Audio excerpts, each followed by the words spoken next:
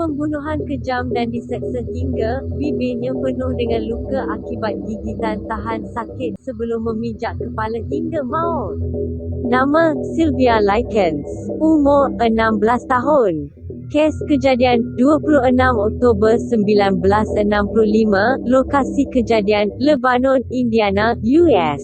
Sylvia Likens merupakan anak ketiga dari 5 adik-beradik, Diana, Danny, Jenny dan Benny.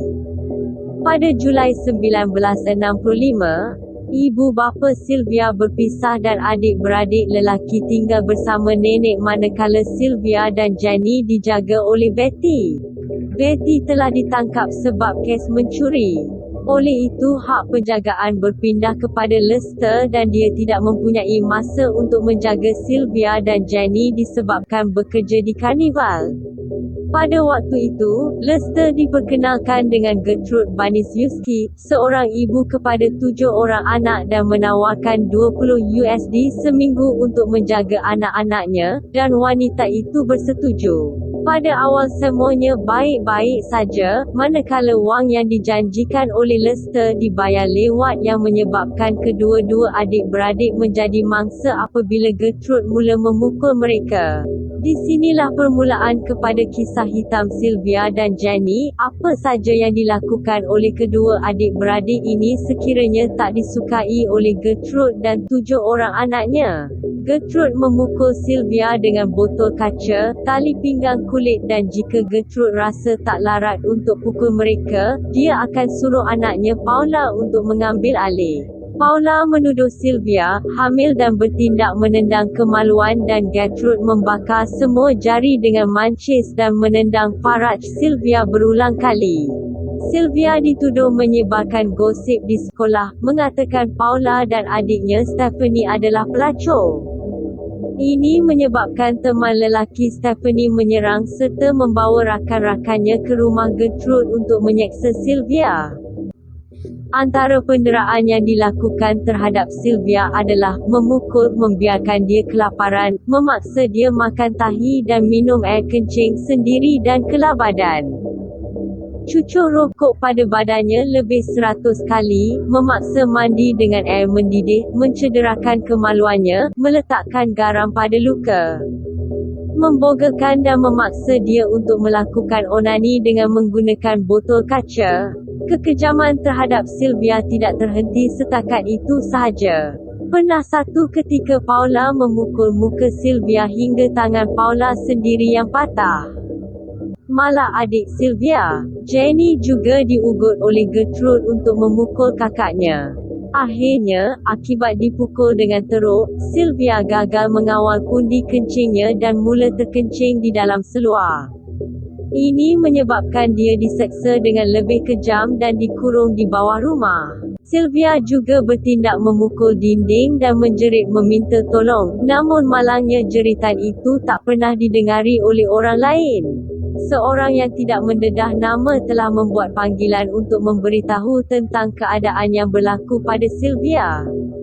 Apabila jururawat telah datang untuk memeriksa, manakala Gertrude mengatakan Sylvia telah melarikan diri. Pada 22 Oktober anak Gertrude telah memaksa Sylvia untuk makan sup menggunakan jari serta menoreh tulisan iaitu, "I am a prostitute and proud of it." Di perut dengan menggunakan jarum panas serta memaksa Sylvia untuk beronani menggunakan botol. Pada malam hari yang sama Coy telah datang untuk mengikat Sylvia dan menghentak badannya ke dinding sebanyak 6 ke 7 kali. Sampai ke tahap Sylvia berkata kepada adiknya, "Aku dapat rasa aku akan mati."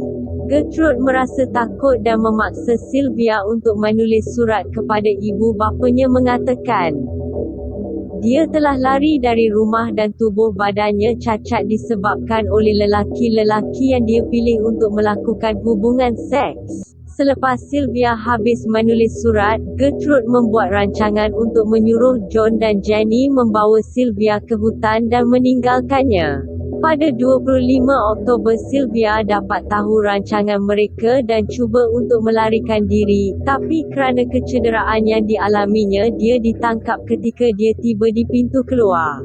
Ini membuatkan Gertrude menjadi marah dan memukul muka Sylvia beberapa kali menggunakan besi langsir dan mengikat serta pukul Sylvia berulang kali hingga pangsan. Sylvia tersedar diri dan cuba memanjat tangga, tapi jatuh sebelum dia sempat sampai ke atas. Gertrude yang tersedar Sylvia cuba untuk keluar, telah memijak kepala Sylvia sekuat boleh. Akhirnya, penderitaan Sylvia berakhir bila dia menghembuskan nafasnya pada 26 Oktober. Gertrude kemudian menyuruh anaknya Richard untuk membuat panggilan polis serta memberikan surat yang ditulis Sylvia kepada mereka. Segalanya terbongkar apabila Jenny menahan polis dan berkata, "Bawa saya keluar dari sini dan saya akan ceritakan segalanya." Keputusan bedah siasat menunjukkan Sylvia mengalami kerosakan otot dan saraf yang parah. Bibirnya pula penuh dengan luka akibat gigitan tahan sakit. Polis telah menahan Gertrude serta anak-anaknya atas tuduhan membunuh Sylvia.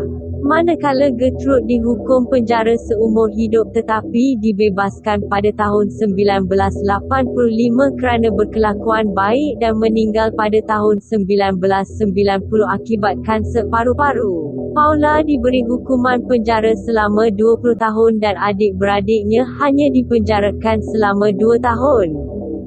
Dengan penderitaan yang dialami Sylvia, tidak seorang pun yang dapat hukuman setimpal.